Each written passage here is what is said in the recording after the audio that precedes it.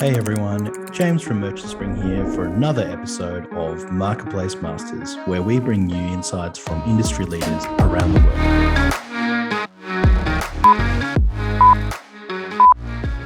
So, Adam, thank you so much for making time to chat in your early evening over in the US. I wanted to get started by handing over to you to give us a little bit about, background about what you do in the Amazon space. Sure, and thanks for having me on the show today, James.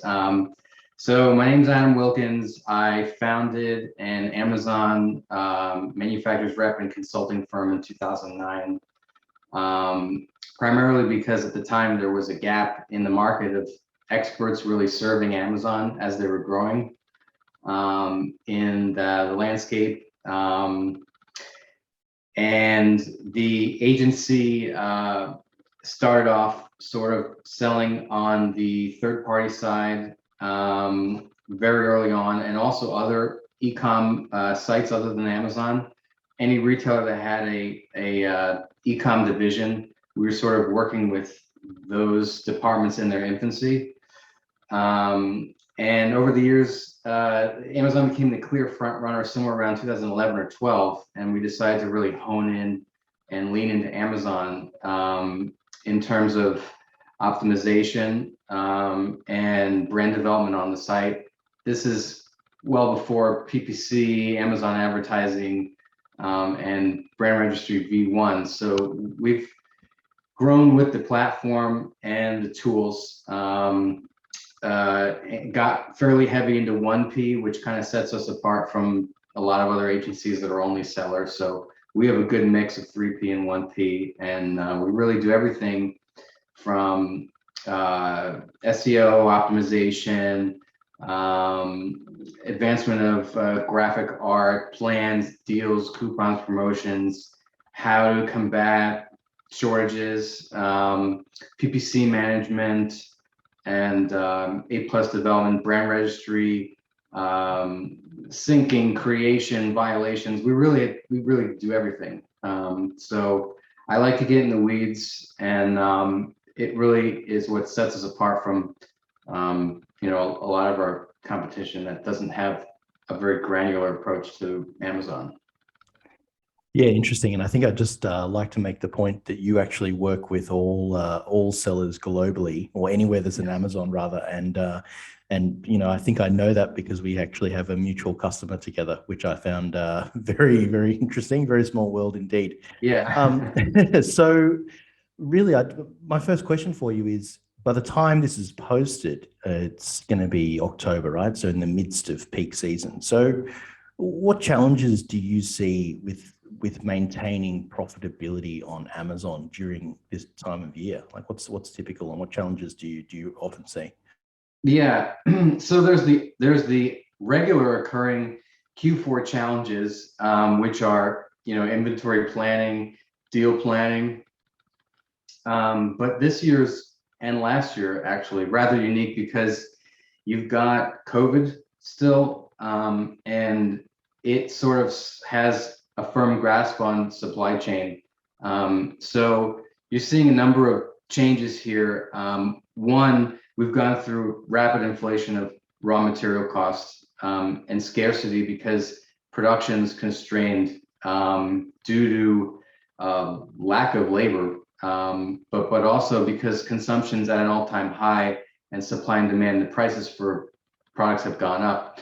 And then obviously that time commodity of lead time production, but mix in a lot of manufacturers sourcing from China, large percentage of them. So there's an additional concern this year, and that is freight. And will products land, in Europe, Australia, US, wherever, from China in time for the holidays? Either in advance of ramp up orders if you're 1P, and you'll likely get those in the next 30 to 60 days, but also in order to have proper in-stock levels heading into Amazon for Q4 now, so that your IPI score will allow you to inbound enough inventory in preparation in November, December for holiday. So there's a lot going on, and we deal with a lot of clients and inquiries that people are concerned they may miss the boat. They've ordered inventory months ago, they still don't have it. What if it arrives late and they miss the holiday and they've got to pay for the goods and everything? So there's a lot of sort of COVID related constraints on doing business between now and end of year. Yeah, interesting. And obviously all of that, if you can't get it all, as you say, if you can't get it all to line up and you miss the boat, obviously that is a major profit, not only sales challenge, but profit challenge, right? So I guess COVID aside, in a normal scenario, what is your recommendation, I guess, to your clients for profit during peak season, with all the events and deals and so on that's going on, Is it okay to reduce margins? Is it not? Like, what does that look like practically for you in your mind? Right. So that's why it's good to start your planning annually somewhere in August, September. You really need to know your numbers. So if your costs are moving or if they're the same, you need to have a good sense of what your existing ACOS is with your advertising. Expect a potential increase in inefficiency, could be upwards of 40% around holidays. So you have to anticipate that, and make sure that you can still afford to run promotions, deals, coupons with your advertising and your existing, costs. So your bottom line. Can I make cuts? What kind of reductions can we offer? Can we be competitive enough to run a lightning deal? So 20, 30, some odd percent. Is it in the numbers? So all that kind of has to be factored in. And I honestly think you need to consider the fact that even break even in some points during Q4 is okay if it means you're investing in the relevance, right? Because there's a halo effect that lasts a little during, after the holidays, could spill into January, which is also a very big gift card redemption month. So you can make up a lot of any margin reductions from holidays in January, or you can kind of throttle those promotions so you're not 100% on the gas all the time during Q4, and you can kind of ride the dips of your relevance from the halo effect of a one-time lightning deal for 4-6 hours that's 30% off, and amortize it over the back half of the day or the next day. So people get really caught up in the discount for the time of, but they lose sight of the fact that it averages out, because the whole goal is to increase momentum. Yeah, look, I think that's a really pragmatic kind of steering there, Adam. I really like the part about, you're basically saying, look at the big picture, don't focus on the, the event, the economics of the event, because I guess you're saying it'll come out in the wash if you kind of ride those peaks and troughs correctly.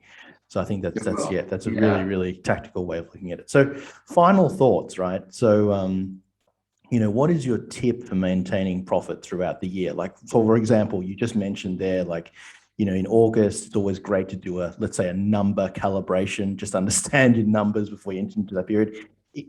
In terms of a tip, is that something, as an example, is that something that you'd recommend sellers do regularly throughout the year, or what else kind of insights do you suggest? I do. And honestly, we're lucky with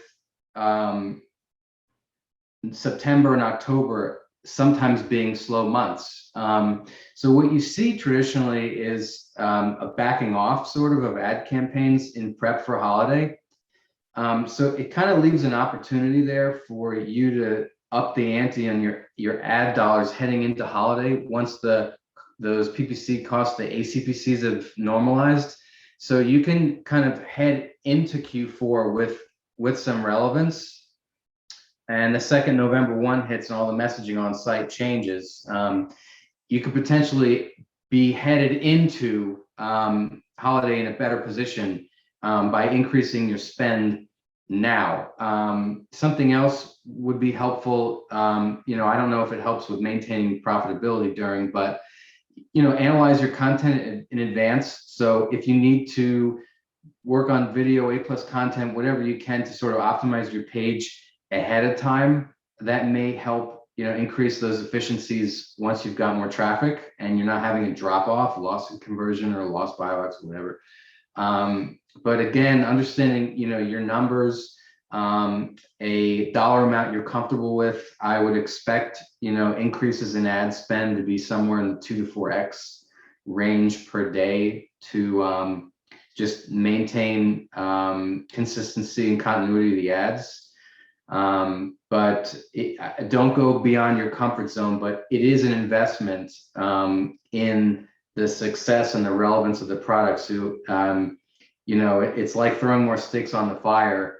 Yeah, you get rid of more sticks, but the fire also grows. So you can't be too concerned about running out of wood. And I think a lot of people, they do get emotional about those very little tiny details, and they lose sight of the fact that you're trying to increase traffic and you have a once a year opportunity. So you need to do everything you can to increase the traffic, because once you do that is when the efficiency actually arrives. It's not until then. Yeah, no, fantastic, Adam. I actually really enjoyed this interview. Very very tactical, detailed advice there. So thank you again for making time. I'm sure a lot of our users will enjoy listening to this if they get to this point of the session. So so look, thank you, and I'm sure we'd love to have you back next year to probably do this again. I appreciate it. Thank you very much. Thanks, Adam.